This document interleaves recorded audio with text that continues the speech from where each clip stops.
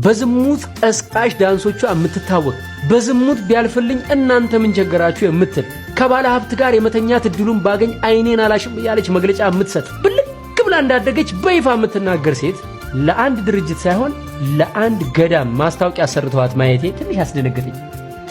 እምላችሁ በኃጢአት እንደምበልጣት ቅንጣት ታክል አልጠራጠርም። ነገር ግን በአደባባይ ኃጢአትን በመስበክ አዋርድ ያላትን ሴት የገዳም ማስታወቂያ ስትሰራ ማየት ለታዳጊ ልጆች ምንም ያክል የቆሸሸ ስብዕና ቢኖራችሁም ቤተክርስቲያን በእናንተ ትወከላለች የሚል ግንዛቤ ይፈጥራል። እንግዲህ የዚህችን ልጅ ግብር ልክ አይደለም ብሎ ማውገዝ መጀመሪያ ከአባቶች ይጠበቅ ነበር። ጭራሽ በብልግናሽ ከሚያደንቁሽ ተከታዮችሽ ገንዘብ ለምኝልን ብሎ መሾም በኃጢአት ያፈራችሁትም ገንዘብ ቢሆን እግዚአብሔር ይቀበልላችኋል የሚል የተሳሳተ መልእክት አለ።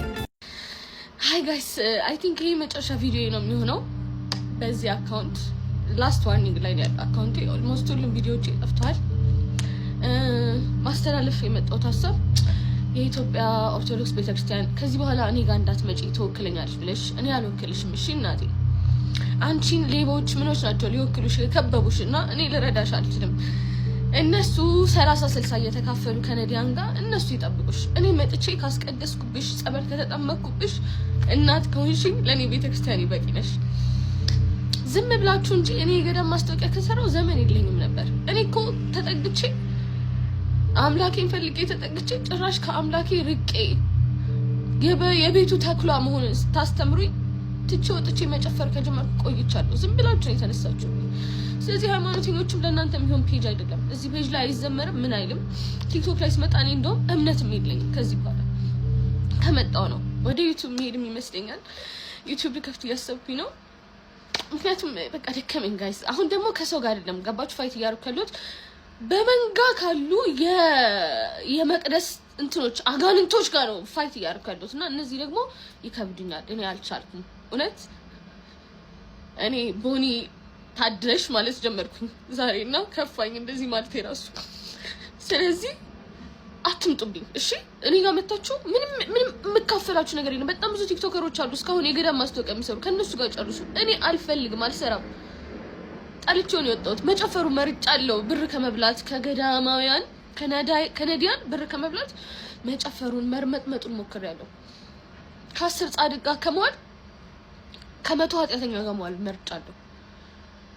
አምላኬንም እዛ ነው ያገኘሁት። ስለዚህ ተመችቶኛል። አታስቡልኝ ለኔ። ከዚህ በኋላ ግን መዝሙር ስለማታዩ እኔም ስለማልሰራባችሁ አንፎሎ አድርጋችሁ ከፔጅ ይወጡ እሺ። ስንት አይነት ብልግና በሚሰራበት አገር የአንድን ሴት ልጅ ህይወት ለማጥፋት ይሄን ያህል ከፍና ዝቅ አትበሉ።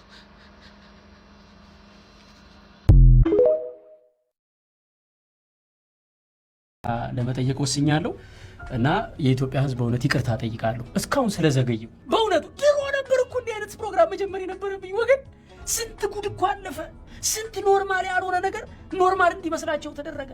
ኃጢአት የክብር ልብስ ሆኖ ቤታችን በር ዘግተን የምንሰራው ኃጢአት ሳያንስ አደባባይ እየወጣ ኃጢአትን ጌጥ አደረገው እና በእውነት እኔ የኢትዮጵያን ህዝብ ይቅርታ ጠይቃለሁ። እንደ ሚዲያ ባለሙያ ብዙ አቅም እንዳለውና መስራት እንደሚችል ወጣት ይህን ፕሮግራም ገና ድሮ መጀመር ነበረብኝ። እግዚአብሔር በሰጠኝ ጸጋ ተጠቅሜ እናንተን በድፍረት ፊት ለፊት ማገልገል ነበረብኝ። እስከዛሬ እንግዲህ ብዙ ነገር እያቃጠለኝ ብዙ ነገር አንጀቴን እያሳረረው ዝም ብዬ ቆይቻለሁ። ከዚህ በኋላ ግን እስከ መጨረሻው እውነቱን የማወጣበት ፊታችሁ የምቆምበት ኖርማል ያልሆነ ነገር ሚዲያ ላይ ሲሰራ ኖርማል አይደለም የምልበትን አቅም እንዲሰጠኝ እባካችሁ በጸሎታችሁ አግዙኝ ነው የምለው። አሁንም መልእክታችን አንድ ነው። ሁላችንም በድለናል፣ የእግዚአብሔርም ክብር ጎሎናል። ነገር ግን ኃጢአታችንን ስለምናፍርበት ተደብቀን በር ዘግተን ስላቃተን እንበድላለን እንጂ አደባባይ ወጥተን የክብር ልብስ አድርገን ለብሰነው ቪዲዮ ቀርጸን እየለቀቅን ትውልዱን ኖርማል እንዲመስለው አናደርግም። ሌላው ደግሞ እስከ ዛሬ ድረስ እንግዲህ ስለኔ ምንም ነገር ሲወራ ለ5 ዓመት ያክል መልስ ሰጥቼ አላቅም። አሁን ግን እስከ ዛሬ ድረስ ለተነሱብኝ ትልልቅ ጉዳዮች በዚህ ቪዲዮ መልስ ሰጣለሁ። እንግዲህ ተመልካቾቻችን ዘንድሮ እየተቸገርን ያለነው ነገር ምንድነው? አንድ ሰው የሆነ ነገር ካለ በኋላ ሰውየው ያለው ነገር እውነት ከሆነ እውነትን አታክ ማድረግ ስለማይቻል መጀመሪያ ሰውየው የተናገረውን መቀየር፣ መገልበጥ፣ ትርጉሙን ማዛባት፣ ከዛ በኋላ ያን የተዛባ ነገር ደግሞ መተቸት። ቢያንስ ምን አለ ፊታቸውን አውጥታችሁ ባታጋልጧቸው። ወላጆችም ልጆቻችንን ምን ያክል እንደጠላናቸው የሚነግረን ቅዱስ ቃሉ ነው። በትርን የማይጠቀም ልጁን ይጠላል ይላል። በዚህ እድሜያችን ከኛ የሚጠበቀው እንድንቆርብ እንጂ ከልጆቻችን ጋር በብልግና እንድንቀራረብ አይደለም። ወላጆች አቋም ያዙ። ፈጣሪ እየጠራችሁ ነው። እንደውም አንዳንድ ወላጅ በልጁ ይኮራል። ወጣት ልጁ እርቃኗን ቲክቶክ ላይ እየነሰነሰች መቀመጫዋን አዙራ እየደነሰች በምታመጣው ገንዘብ ሰርፕራይዝ ስታደርገው አይ ልጅ ማለት እንደዚህ ነው እናትና አባቱን የሚያኮራ ማለት ጀምሯል። እውነት ልጆቻችን በአደባባይ ዝሙት ቀስቅሰው የሚያመጡት ገንዘብ የኩራት ምንጭ ነው ከሆነ ወላጆች የለፋንበትን አግኝተናል ማለት ነው። ምክንያቱም ልጅ ወላጁን ይመስላል። አቅቶኝ ነው እንጂ እኔም እያደረኩ ነው የምትሉ ወላጆች ግን ልጃችሁ በስጋው አምሮበት ነፍሱ ሲኦል ገብታ ከምታርበት ባለጌን ካሳደገ የገደለ ጸደቀ የሚለውን ብሂል አስታውሳችሁ እንደ ጥንት አባቶቻችን በሞልቢያ ማንቆራጠጥ እንኳን ቢያቅታችሁ መቃብሬ ላይ እንዳትቆም ጥቁር ውሻ ውለድ እያላችሁ ለመራገም አትፍሩ። እነሱ ባይመለሱም ቢያንስ እናንተ በትውልድና በፈጣሪ ከመጠየቅ ትድናላችሁ። በየትኛውም መመዘኛ ልጆቻችን በአደባባይ የሰሩትን ብልግና አይቶ እንዳላየ ሆኖ ቲክቶክ ላይ አብሮ መደነስ ቢደነቅም ባለም በፍጹም ኖርማል አይደለም። ይቅርታ ለመጠየቅ ወስኛለሁ እና የኢትዮጵያ ሕዝብ በእውነት ይቅርታ ጠይቃለሁ እስካሁን ስለዘገየው። በእውነቱ ድሮ ነበር እኮ እንዲህ አይነት ፕሮግራም መጀመር የነበረብኝ ወገን። ስንት ጉድ እኮ አለፈ። ስንት ኖርማል ያልሆነ ነገር ኖርማል እንዲመስላቸው ተደረገ። ኃጢአት የክብር ልብስ ሆኖ ቤታችን በር ዘግተን የምንሰራው ኃጢአት ሳያንስ አደባባይ እየወጣ ኃጢአትን ጌጥ አደረገው እና በእውነት እኔ የኢትዮጵያ ሕዝብ ይቅርታ ጠይቃለሁ። እንደ ሚዲያ ባለሙያ ብዙ አቅም እንዳለውና መስራት እንደሚችል ወጣት ይህን ፕሮግራም ገና ድሮ መጀመር ነበረብኝ። እግዚአብሔር በሰጠኝ ጸጋ ተጠቅሜ እናንተን በድፍረት ፊት ለፊት ማገልገል ነበረብኝ። እስከዛሬ እንግዲህ ብዙ ነገር እያቃጠለኝ ብዙ ነገር አንጀቴን እያሳረረው ዝም ብዬ ቆይቻለሁ። ከዚህ በኋላ ግን እስከ መጨረሻው እውነቱን የማወጣበት ፊታችሁ የምቆምበት ኖርማል ያልሆነ ነገር ሚዲያ ላይ ሲሰራ ኖርማል አይደለም የምንበትን አቅም እንዲሰጠኝ እባካችሁ በጸሎታችሁ አግዙኝ ነው የምለው። አሁን መልእክታችን አንድ ነው። ሁላችንም በድለናል፣ የእግዚአብሔርም ክብር ጎሎናል። ነገር ግን ኃጢአታችንን ስለምናፍርበት ተደብቀን በር ዘግተን ስላቃተን እንበድላለን እንጂ አደባባይ ወጥተን የክብር ልብስ አድርገን ለብሰነው ቪዲዮ ቀርጸን እየለቀቅን ትውልዱን ኖርማል እንዲመስለው አናደርግም። ሌላው ደግሞ እስከዛሬ ድረስ እንግዲህ ስለኔ ምንም ነገር ሲወራ 5 ዓመት ያክል መልስ ሰጥቼ አላውቅም። አሁን ግን እስከዛሬ ድረስ ለተነሱብኝ ትልልቅ ጉዳዮች በዚህ ቪዲዮ መልስ ሰጣለሁ። እንግዲህ ተመልካቾቻችን ዘንድሮ እየተቸገርን ያለነው ነገር ምንድነው? አንድ ሰው የሆነ ነገር ካለ በኋላ ሰውየው ያለው ነገር እውነት ከሆነ እውነትን አታክ ማድረግ ስለማይቻል መጀመሪያ ሰውየው የተናገረውን መቀየር፣ መገልበጥ፣ ትርጉሙን ማዛባት፣ ከዛ በኋላ ያን የተዛባ ነገር ደግሞ መተቸት ላይ መጠመር ነው። ቤተክርስቲያን ማንም አይወክላት፣ አንተም አትወክላት። ቤተክርስቲያን የሚወክላት እሱ እግዚአብሔር ክርስቶስ ነው፣ የቤተክርስቲያን ራስ። ገባህ አይደለ? ስለዚህ እሱ ራስ የሆነበትን ራሱ ይወክል እንጂ አንተ እነሱም አይወከሉም እነዛም አይወከሉም። ክርስቶስን ምሳ ተጋብዞ ክርስቶስ በገባ ጊዜ አመንዝሯ ሴት መታ እግሩን ስታጥበው እንዴት አመንዝራ ሴት ታጥባለች ብለው በውስጣቸው ባወሩ ጊዜ ክርስቶስ ምን አለ መሰለው? ሁለት ሰዎች ነበሩ። አንደኛው በጣም ብዙ ዕዳ ነበረበት፣ አንደኛው ትንሽ ዕዳ ነበረበት። ከዛ አበዳሪያቸው ሁለቱንም ማራቸው እና በቃ ተውት ሲላቸው ማንኛውም በብዙ የሚወደው ይመስላል አበዳሪውን ብሎ ጠየቀው። ብዙ የተወለት ይወደዋል አለው። ስለዚህ ብዙ ኃጢአት ውስጥ ያሉ ሰዎች ይወዱታል። ይኸውልህ እንደፈለገ በኃጢአት ይጨማለቁ መንገዳቸው ስቶ በኃጢአት ውስጥ ቢሆኑ እንደ ኃጢአተኛ ሰው እግዚአብሔር ነው የሚወደው።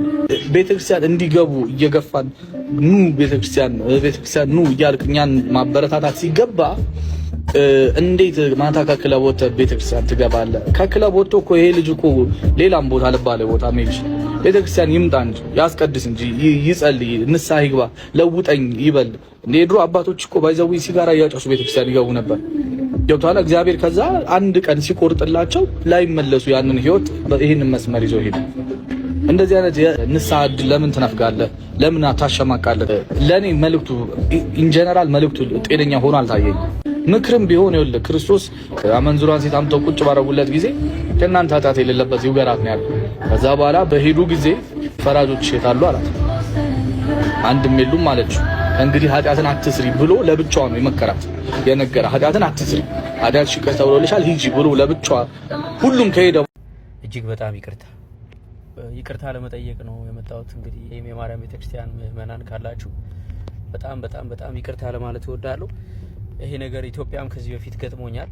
ከኔ ጋር ሳይመካከሩ እኔን ሳይነግሩኝ ሳያሳውቁኝ እዛ ሰው ተሰብስቦ ሲጠብቀኝ እኔ ምንም ማውቀው ነገር በሌለበት ስቀር ከዚህ በፊትም እንደዚሁ ገጥሞኛል ኢትዮጵያ ውስጥ አንድ ነገር። አሁንም ያ ነገር ነው ዛሬ የተከሰተው። እኔ ምንም አይነት በዚህ ሰዓት እዛ ቦታ ላይ ሰው ተሰብስቦ እንደሚጠብቀኝ የማውቀው ነገር የለም። ቤተክርስቲያኗን ትሳለማለሁ ወይ ሲሉ ምሳለማለሁ ብያለሁ። ግን ምሳለምበትን ሰዓት እኔ ራሴ አላውቀውም። ምክንያቱም ከአዲስ አበባ ለውሃ ቁፋሮ የመጡ በሕክምና ዙሪያ ገጠር በያዝነው ፕሮጀክት ዙሪያ ብዙ ስብሰባዎች ነበሩ። እዛ ላይ ባለውበት ሰዓት ነው ተደውሎ ህዝብ እየጠበቀህ ነው የተባልኩትና እጅግ በጣም ይቅርታ።